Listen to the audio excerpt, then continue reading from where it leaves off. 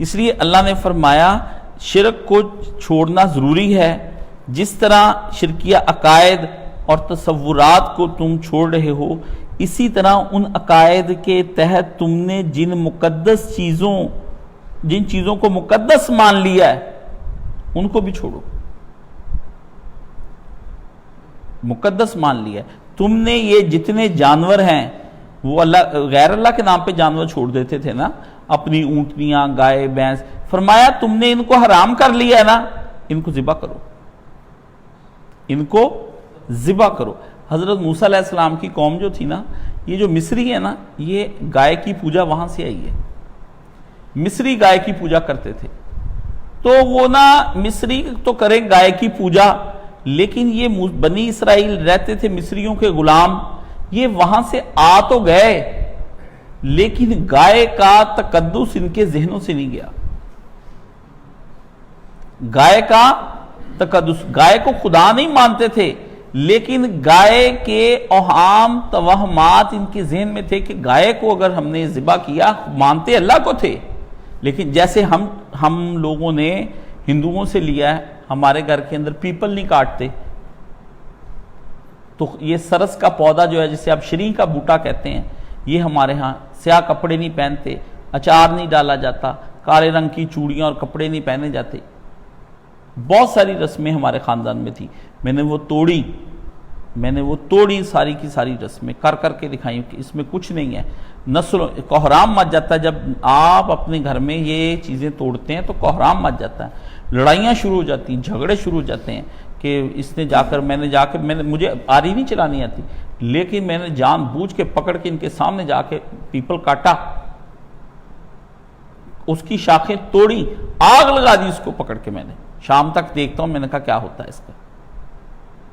ٹھیک ہے نا. تو یہ پچھلے دنوں آپ نے دیکھا ہوگا نیٹ پر ایک ویڈیو بھی پڑی ہے، ایک مزار کے آگے درخت لگا ہوا تھا، تو وہابیوں نے اکٹھے ہو کے سنیوں سے کہا، ان مزار والوں سے، کہ بھئی آپ جو ہے نا وہ انہوں نے کہا ہم اعلان کرتے ہیں ہم عقیدہ بھی بدل لیں گے. بعد میں وہ ویڈیو میں اعلان کر گیا، بعد میں کہتا میں نے یہ نہیں کہا. انہوں نے کہا آپ درخت کاٹ لو. وہابیوں نے کہا ہم کاٹیں گے. آپ کو پتہ وہابی، اللہ اللہ اللہ اللہ، ان کے کون سامنے ٹھہرے؟ کٹر وہابی جو ہیں یہ اللہ کی نعمت ہے دنیا پہ آئے ہوئے نا، ان کے بڑے پکے ارادے ہوتے، یہ نہیں ڈرتے کسی سے. ہوں بھی نجدی وہابی، ان کا تو ویسے دماغ جو ہے نا وہ ان سے سارے اتنی کتابیں ان کے خلاف لکھی، انگریز نے لکھوائیں، آج بھی ان کے خلاف. یہ ہمارے مولانا سعید صاحب ہیں وہ والے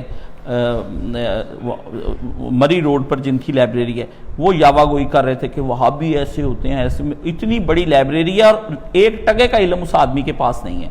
اتنی میں اس کی لائبریری دیکھ کے، اس جیسی لائبریری پورے پاکستان میں نہیں. شاہانہ لائبریری ہے، اربوں روپیہ لگا ہوا اس لائبریری پہ. آپ جائیں گے تو اس کے اندر آپ دنگ رہ جائیں گے کہ یہ بھی ایک لائبریری ہے دنیا کے اندر. یہ چھت بڑی، وہاں کتابیں، ہر مذہب مسلک کی کتابیں، اور اس کے اوپر 5 7 10 منزلہ بلڈنگ، اور اس کے اندر کاپیاں اور بائنڈنگیں اور مشینیں لگی ہوئی ہیں. وہ مطلب میرے بھی دوست ہیں، تو میں ادھر گیا، وہ بھی میں پچھلے دنوں سن رہا تھا، وہ وہابیوں کو بڑی نفرت سے دیکھتے تھے. بھئی یہ جو اس وقت کے سعودی ہیں، ان کا ان وہابیوں سے کیا تعلق ہے جن لوگوں نے اس کی بنیاد ڈالی تھی؟ اس طرح تو آپ اور کو بھی بڑا برا بلا کہہ سکتے ہیں. امام محمد بن عبد الوہاب کی کتابوں سے آپ نکال کر دکھائیں نا کہ کیا تھا اس وقت کے ماحول کو. دیکھیں شرک کیا تھا. ایک اس کا دماغ میں نے دیکھا ہے تھوڑا سا پاگل ہو گیا، ایک ڈاکٹر اسرار کی جماعت کا دماغ پاگل ہو گیا، وہ بھی بہت برا بلا کہتے ہیں. اب مجھے تیسرا آدمی جس کو میں بڑا عقل مند سمجھتا تھا، ڈاکٹر سلیمان ندوی صاحب ہیں، یہ اپنے ندوۃ العلماء کے، وہ بڑے مطلب خلاف تو ملوکیت، لیکن تھوڑے دن پہلے انہوں نے وہابیزم پہ بڑی بات کی. میں نے کہا کاش وہ مولانا اپنے ہی ندوے کے عالم جو تھے مولانا مسعود عالم ندوی کی کتاب ماں محمد بن عبد الوہاب ایک بدنام اور مظلوم مسلح، اس کو ڈیفرینشیٹ تو کرنا چاہیے تھا نا کہ وہ وہابی اور تھے، یہ جو عیاش لوگ آئے ہیں بعد میں اور اسلام دشمن پالیسیز انہوں نے بنائی ہیں وہ.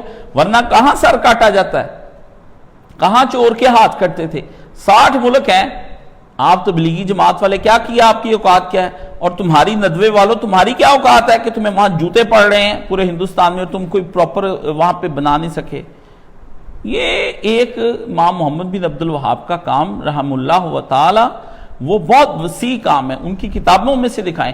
الزام ہے، میں نے وہاں بھی ایران میں جب تھا تو میں نے انٹرویو دیتے ہوئے کہا کہ میں نے آپ کے بڑے سے بڑے مجتہد کو بھی جاہل پایا ہے، تو وہ بڑے حیران ہوئے، کہتے کیسے؟ آپ بہت بڑی سٹیٹمنٹ دے رہے ہیں، میرا وہاں پہ ریڈیو پہ ٹی وی پہ انٹرویو چلا تھا اس زمانے میں، تو میں نے انہیں کہا کہ میں نے جس سے بھی پوچھا، کہتے وہابی یہ کہتے ہیں۔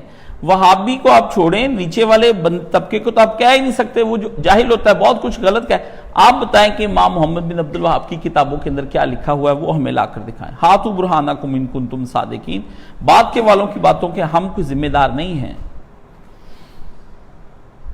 اور جو کچھ بھی آج شرک کی یہ انتہائی جدید دور میں آپ بت پوجنے سے باز نہیں آتے، اور امام حسین کے روضے پہ جا کے دیکھر کس طرح سے وہاں وہ دعائیں مانگتے ہیں، حضرت علی کے روضے پہ، امام علی رضا کے روضے پہ کس طرح گریہ و زاری اور لمبی لمبی باتیں، غلاف پکڑ کے، جالی پکڑ کے جس طرح وہ رو رہے ہوتے ہیں کہ امام میرا ایک بیٹا تھا وہ مر گیا، پھر امام ایسے پوری داستانیں سناتے ہیں، اگر آپ کو عربی فارسی آتی ہو تو۔ وہ میں ایک سائٹ پہ ان کی جو مسجد بنی ہوئی تھی وہاں پہ میں نے 2 رکعتیں پڑھی، تو وہ ایک آدمی نے مجھے دیکھا تو انہوں نے کہا شما سنی ہستید، مجھے کہا تم سنی ہو؟ میں نے کہا الحمدللہ میں سنی ہستم و وہابی ہستم، سنی بھی ہوں اور پکا وہابی بھی ہوں۔ سینے پہ ہاتھ باندھ کے میں نے نماز ادا کی۔ ہاں، میں نے کہا دیکھتا ہوں اس گڑھ میں روکتا کون ہے مجھے، ٹھیک ہے نا؟ تو وہاں مسجد میں سب ایسے بھرا ہوا حال، وہ کہیں پورے رفع ذہن اور یہ کر کے سکون سے میں 2 رکعتیں پڑھی، سلام بھی پورا ہی پھیرا، بعد میں ایسے بھی نہیں کیا میں نے۔ تو میں نے کہا امام علی رضا جو ہیں یہ ہمارے بھی امام ہیں، میرے دل کے اندر دوست می دارم، میرے دل کے اندر امام حسین ان کے ائمہ اہل بیت کی محبت ہے، تم لوگوں کا اجارہ نہیں ہے، یہ تم لوگوں نے بس ان کو یہاں رکھ کے تو اجارہ بنا لیا ہے، ہمارے بھی امام ہیں۔ اور تم نے پڑھا ہے اپنے امام کی پوری کتاب پڑھی ہے؟ کہتا نہیں میں نے تو وہ نا اس بات پہ، تو یہ شرک کے مظاہر ہیں، آج نہیں ہٹتے لوگ شرک کرنے سے۔ اور کتنی قسم کا یہ ابھی عمران خان دوبارہ حاضری پاک پتن دے کر آیا کہ کسی طریقے سے میری حکومت، سجدہ کیا جاتے ہی سجدہ کیا چوکھٹ پر، اور پہلے بھی کیے سجدے۔ تو مطلب ایاک نعبدو و ایاک نستعین، تے سجدے کرو سارے۔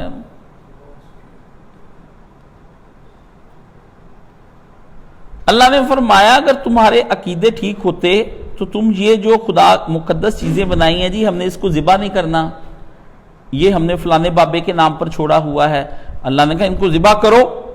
یہ جو تم نے ان کو حرام قرار دے لیا ہے، ان کو مقدس بنا کے، تمہیں کس نے حق ادا کیا ہے کہ تم ان حلال چیزوں کو مقدس بنا کر ان کو حرمت دے دو؟ تمہیں کس نے ان کے بارے میں کہا ہے؟ تو فرمایا ان کو بھی عام جانوروں کی طرح رکھو، اور جس طرح عام جانوروں سے بے تکلف فائدے اٹھاتے ہو ان سے بھی بے تکلف فائدے اٹھاؤ، ان کا دودھ دھوتے ہو، پیتے ہو، ذبح کرتے ہو، کھاتے پیتے ہو۔ تو وہ موسیٰ علیہ السلام کی جو قوم تھی وہ جس طرح ہم اپنے رہ کے ہندوؤں کے ساتھ آدھے ہندو ہیں، اس طرح وہ بھی ہو گئے تھے، تو انہوں نے پھر کیا کیا انہوں نے آتے ہی سامری نے کیا بنا کر دیا؟ گائے کا بچڑا۔ پھر کیا فرمایا گیا کہ اس کو راکھ بنا کر اڑا دو فضا میں، اور کہا جاؤ گائے ذبح کرو۔ پھر بھی دل سے گائے ذبح نہ کریں، کہا اس کو اڑاؤ اور گائے کو ذبح کرو۔ وہ جو کہتے ہیں نا گائے کو ذبح کرو مقتول کے لیے، وہ نہیں ہے، وہ تو اور بات ہے، وہ تو قرآن مجید پڑھنے سے کوئی اور سمجھ آتی بات، وہ اور الگ قصہ، یہ الگ قصہ۔ کہا جاؤ اس کو ویسے خاک اڑاؤ اور دوسرا گائے کو پکڑ کے ذبح کرو۔ اب گائے کو پکڑ کر ذبح کرنے کے لیے، اس سے بچنے کے لیے بہانے شروع کر دیے گائے کیسی ہونی چاہیے۔ جب وہ ادھر گئے وہ بندہ بھی آگے بڑا پکا تھا، اس نے کہا گائے تب دینی ہے کہ جتنی گائے کی کھال ہے اتنی گائے کی کھال میں گائے کے وزن جتنا سونا بھر کے دو۔ سونا کون سا تھا؟ سونا وہی اکٹھا کر کے جسے سامری کا بچڑا بنایا تھا، زیور اتار کے عورتوں نے دیے تھے۔ یہ آج کی زیور نہیں دیتی، مولوی ایسے ہی نہیں لے جاتے۔ ایک باجی نے مندری دیتی ہے، اللہ ایدہ پلا کرے، دوجی باجی کانٹے دین لگی ہے، تیجی باجی زنجیری دین لگی۔ ایک مولوی تقریر کر کے نا، اس کو میں نے خود سنا ہے یہ باجیاں پھر اتار اتار کے دیتی زیور. عورتیں بڑی پکی ہوتی ہیں. جس مشن پہ عورت زیور دے دینا آپ سمجھ لیں بھی وہ عورت اس مشن کی بڑی پکی ہے, وہ نہیں چھوڑ سکتی. بڑا عزیز ہوتا ہے زیور. بس دے آئی ہیں میں اللہ دی راہ دے وچ, سمجھتی میں فتح کرے آئی ہوں.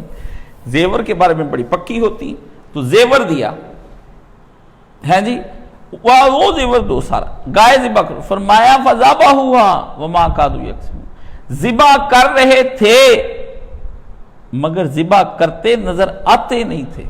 اگر نظر دینی بند کر دی, میرے دادا ہی کہتے تھے تیرے پیچھے لگ کے میرا اتنا نقصان ہوا, میں 11ویں دیگا بند کیتیاں, میں مولوی تیرے پیچھے لگنا, جا چلا جا پاؤں تو میرا ناراض ہو جا جو مرضی کر. میں نے کئی دفعہ بند کر, وہ نائی آتا تھا نا, وہ بھی بڑا پکا بریلوی تھا, اس نے آؤ جی اے مولا 11ویں والے دوبارہ شروع کراتی ہیں, ٹھیک ہے نا. اس نے آ کے یہی شروع سے میرے ساتھ اس کا بڑا جرانہ تھا.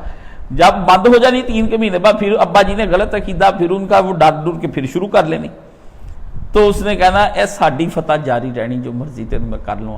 وہابیاں نو اس دنیا تے تو یہ تو تانوں ویسے اللہ نے ایک نشان دے طور تے رکھا ہے, منکراں دا نشان ہے فلانا ٹمکانا, ٹھیک ہے نا. وہ ہم دونوں کی وہ بیٹھے رہتے تھے. اس نے جب بیٹھنا اس نے مجھے قصے ہی, اب وہ لہسن کوٹ رہا ہے بابا جی کا قصہ ہے جی, اب اس نے ہانڈی میں چاول ڈالنے چکا, ادھروں پھڑو جی کاشتہ ایلو دیکھو, اتنا ہی بابا جی نے کیتا اتنے کام سے. ہر بات پہ میں نے اتنے پختہ کی دے. پھر جب میری باری آتی تھی میں ہٹا دیا, پھر میں نے بھی. مجھے اب کہیں میرے تک کہتا کاشی تو جیت گیا سی, ہار گئے, پر ویاواں دا کھانا ساڑھے تو ضرور پکوا لیا کر, ٹھیک ہے نا, سمجھ گئے نا. یہ آپ ان کا حال دیکھیں. یہ برائی جو ہے یہ طبیعتوں میں رہتی ہے, جھجک رہتی, جھجک کہ اگر یہ میں نے شرک ایک ایسی چیز ہے, اس کا وہم جو ہے نا دل سے جاتا نہیں ہے, اس کا وہم جاتا نہیں ہے.